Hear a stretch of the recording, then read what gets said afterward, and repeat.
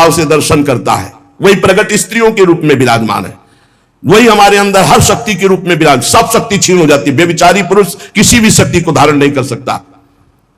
इसलिए शास्त्र आदेश करता है, एक क्षण भी कभी दूषित भाव किसी माता बहन के प्रति मत करो। गृहस्थी में हो तो तुम्हारा जो पाणिक ग्रहण संस्कार हुआ बस उतने में केवल सीमित रहो, धर्म की ये रेखा है उसको पार मत करना। जब बुद्धि भ्रष्ट हो जाती है तो वो तामसिक पूजा प्रारंभ करता है, तामसिक आचार करता है, जो सीधे नरक ले जाने वाला है। ये तामसिक आराधना करने वाला तामसिक वस्तुओं के द्वारा जब सेवा करता, सोचता है कि मैं बहुत बड़ी उपासना कर रहा हूं, मांस अर्पित करना, मदिरा अर्पित करना, इन गंदी वस्तुओं का, तामसिक वस्तुओं का जगत जननी से, शक्ति से कोई संबंध नहीं है।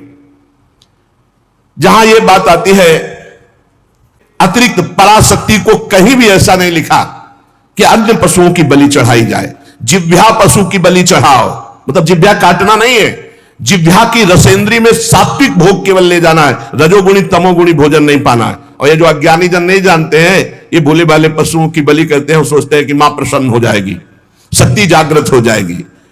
और जो जनेंद्री को संयम में रखता है, समस्त चराचर जगत की जितनी भी स्त्रियां हैं सबको जगदंबा का स्वरूप मानता है, भगवती की शक्ति उसके अंदर जागृत हो जाती है। विद्या समस्ता तव देवी भेदा स्त्रिया समस्ता सकला जगत्सु, जितनी विद्याएं भेद से सब हे जगदंबा आप ही हैं, और जितनी माताएं हैं वो सब छोटी बड़ी सब हे जगदंबा आप ही हैं।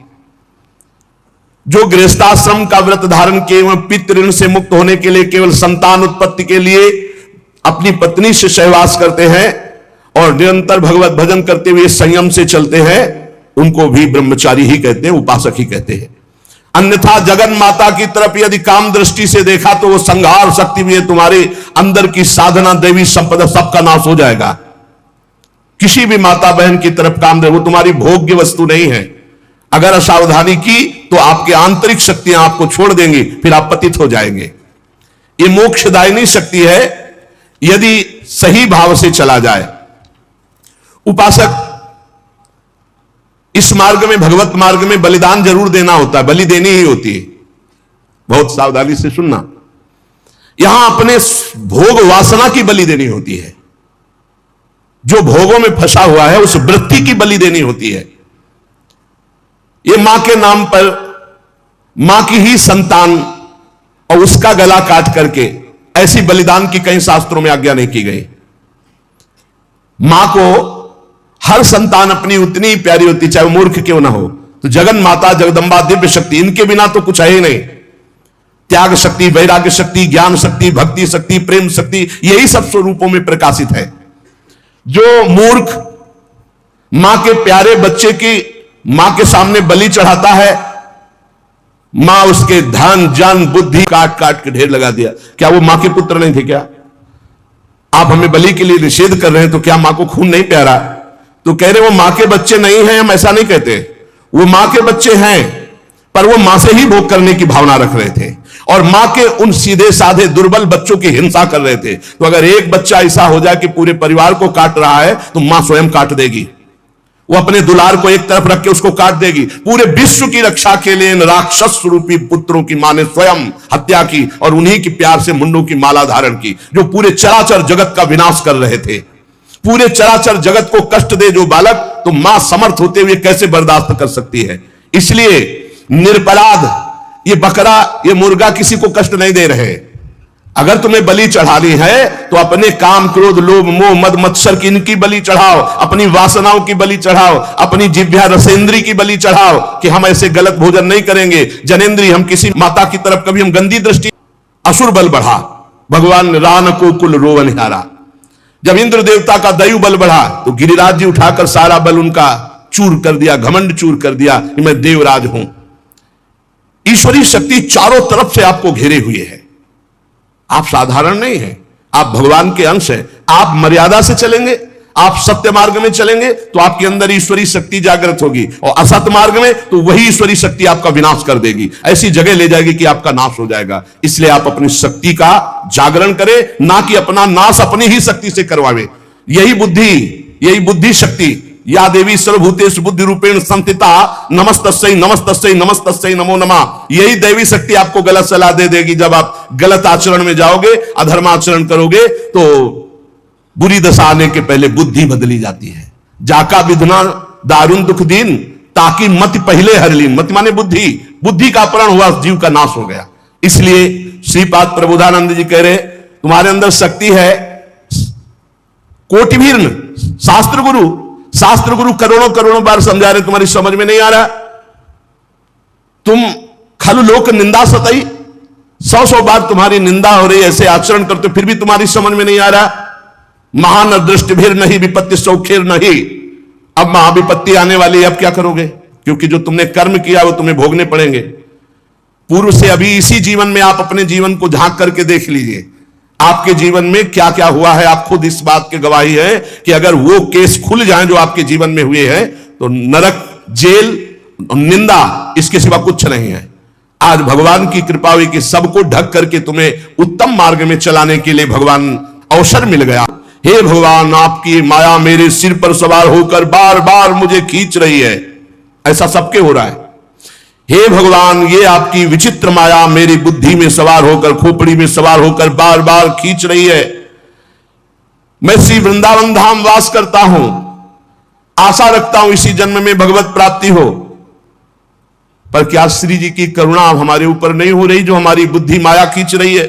हे वृंदावन धाम, हे हरि, हे किशोरी जो करुणा करो, ऐसी कृपा कर दो कि मेरी बुद्धि, सबसे ज्यादा आक्रमण इसी का होता है। द्वितीय आक्रमण कंचन का, और तृतीय आखिरी आक्रमण होता है नाम हो जाए, कीर्ति हो जाए। इन तीन से जो बचा ले जाए वो भगवत प्राप्ति। कैसे बचे? अब उपाय बता रहे हैं। राधा कीर्ति सुधा रसेन रसना, रात्रिन दिवम पूर्यताम, श्री वृंदा विपिने तदीय पदयो कैंकर्य में वार्थताम। रात दिन प्रियाजू का नाम जप करो, राधा राधा राधा। रात दिन रसना से श्री स्वामिनी जी के पदों का गायन करो, उनकी कीर्ति उसमें विराजमान है। सुंदर सुंदर पद है चतुरासी जी के। अर्थों की तरफ मत जाओ, अर्थ तो स्वयं प्रकाशित होगा। एक बार श्री सदगुरुदेव भगवान से वाणी जी के अर्थ के विषय में चर्चा की, तो उन्होंने कहा जब तक साधविकार जागृत होता है तो इसको कैसे नष्ट करें? बोले राधा कीर्ति सुधा रसेन रसना, रात्रिन दिवम पूर्यताम। रात दिन राधा राधा रटो और चतुरासी जी का गायन करो, क्योंकि राधा कीर्ति से भरी हुई श्रीमद चतुरासी जी, 42 लीला, स्फुटवाणी, केलीमाल, ये सब महारस ग्रंथ हैं। श्री वृंदा विपिने तदीय पदयो कैंकर्य में वार्थताम।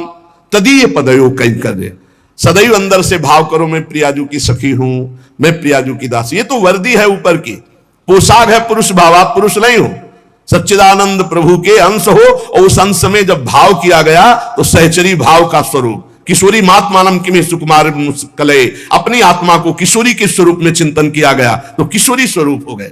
ये जो निज मंत्र है, ये जो चतुरासी जी है, ये जो उपासना का भाव है, ये आपको सहचरी भाव सहज में प्रदान कर देगा। आपको ज्यादा अटकल लगाने की जरूरत नहीं, बस साधन में लगे रहिए।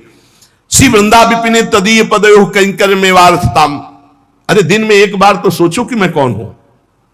सोचते आप सब दिन में एक बार तो सोचिए कि मैं कौन हूं। मैं श्री जी की हूं, मैं श्री जी की सहचरी हूं, मैं श्री जी की दासी हूं। कंठ से उनकी कीर्ति का गान कर रहा है। सातरत सा लोकान तारयति, अतिरस विवशम किशोर युग्मम, द्रुत नव कांचन नील रत्न रोचि, सुई मलवर भाव मूर्ति वृंदा विपिन, निकुंज गृहोदरे चकास्ति। पर यह भाव अनन्यता से आता है, अपने इष्ट के अनन्य हो जाना, सर्वत्र अपने इष्ट को देखना और अपने इष्ट में अनन्य भाव आ जाना। इतना तो समझना ही है कि भगवान एक हैं, प्रभु एक हैं, दो नहीं। बोले हमारे तो प्रिया प्रीतम दो हैं, ये भी एक ही है। रसोया परमानंद एक, एव द्विधा सदा, एक ही परमानंद रस रूप धारण किया, प्रिया और प्रीतम का रूप। ये नवल किशोरी नवल किशोर, दो तन एक प्राण एक मन एक रुचि एक स्वभाव एक तत्व और दो स्तन धारण किए हुए हैं। सत्य दो नहीं होते, एक ही होता है। वो विभिन्न रूपों में प्रकाशित हो सकता है पर होता एक ही है।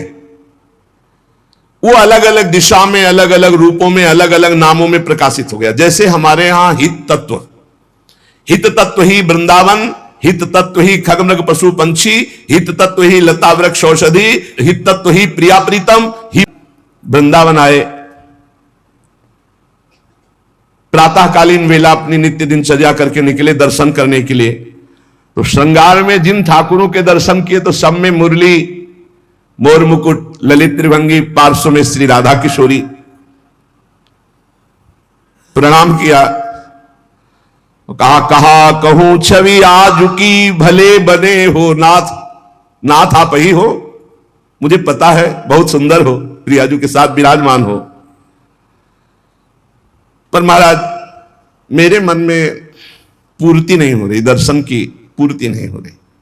जो प्यास है वो मेरी तृप्ति नहीं हो रही। मैं देख रहा हूं सांवले सलोने आप मेरे ही प्रभु हो, गोरी प्रियाजू आप मेरे ही हो, मुझे कोई संशय नहीं है,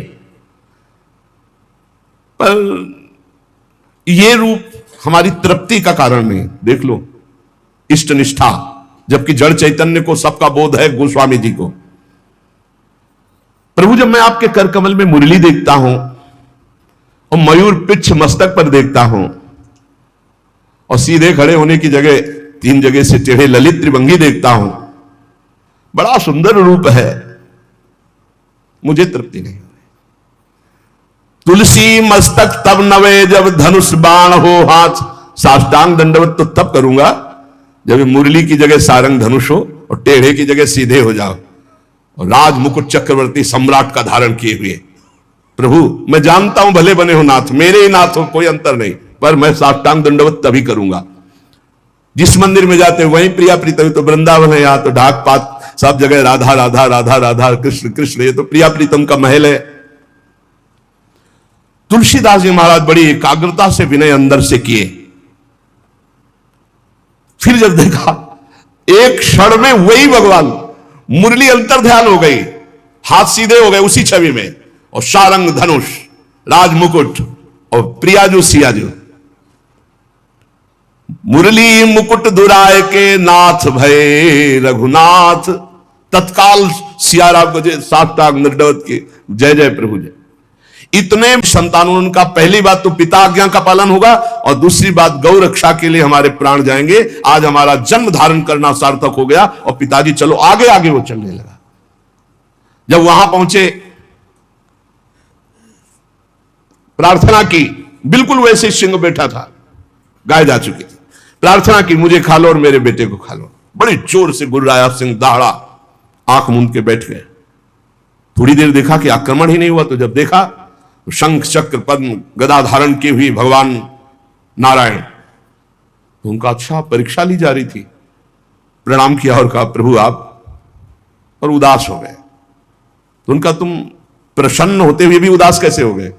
बोले प्रभु मेरे नेत्रों को बांध पड़ गई है, निकस कुंज ठाढ़े भये, हरिवंश महाप्रभु किसी से थे, निकस कुंज ठाढ़े भये भुजा परस्पर अंश, श्री राधा वल्लभ मुख कमल निरख नयन हरिवंश। मैं जानता हूं मेरे ही प्रभु, पर मुझे प्रसन्नता नहीं। अगर मुझे प्रभु प्रसन्नता देना चाहते हो तो उसी वहां तत्काल जो शंख चक्र गदा पद्म धारण की हुई भगवान नारायण थे, अंतर ध्यान हो गए, वही तत्व है ना, तत्काल प्रिया प्रीतम के रूप में नेत्र शिरा गए। एक प्रसंग आता है प्रियालाल ब्रज लीला के अंतर्गत एकांतिक कोई वार्ता करना चाहते थे समस्त गोपी मंडल के मध्य में, तो अंतर्धान हो गए। पूज्य भाई जी हनुमान प्रसाद पोद्दार जी ने लिखा है। अब सांकेतिक कुंज में जाकर लालजू विराजमान हो गए, प्रियाजू दूसरे मार्ग से उधर चली और गोपीजन दूसरे मार्ग से। गोपीजन वहां शीघ्र पहुंच गई और देखा लालजू ने कि गोपियां आ गई। अब क्या करे, तो 2 भुजा बढ़ा ली। भाई जी ने लिखा ब्रज लीला के अंतर्गत वही श्याम सुंदर है, पर 2 भुजा बढ़ने का नजदीक गए, बस नेत्रों से प्रणाम किया और कहा हे भगवान नारायण हम पर कृपा करो, हमारे प्रीतम श्याम सुंदर मिल जाए, और आगे बढ़ गई।